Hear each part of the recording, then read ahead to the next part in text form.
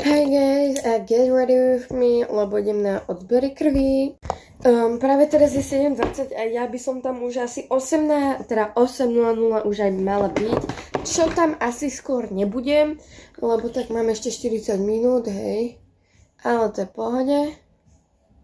Make-up si teraz budem robiť taký ľahký, lebo idem proste ku doktorke a nepotrebujem tam mať proste full face.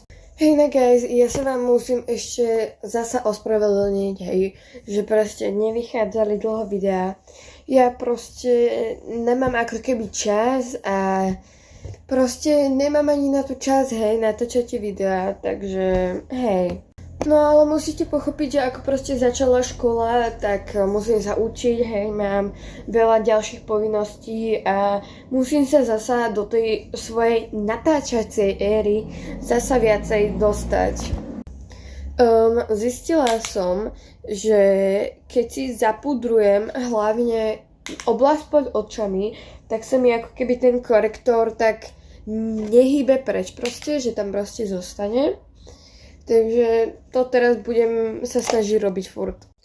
No, ja už som si dala gel na obočie, ale som začala robiť, že proste korektorom si to takto nejako dám a tak si to vlastne opravím, lebo sa mi to nezačalo proste páčiť, hej.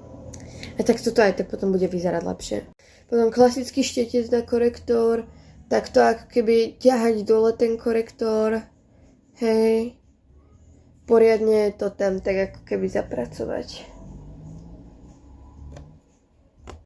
Mám niečo v oku. A neviem, či ste si to všimli, ale ja som strašne začala používať akože taký ten pudrový blush. Lebo proste dostala som sa do takej fázy, že proste sa mi páči blush akože. Aká maskarou použijem túto Dior. Je to proste moja obľúbená. Je strašne dobrá. Ježiš. Ja sa asi hodím o zem. Ok, dobre. Na pery si len dám proste tento Lip Peptide od Essence.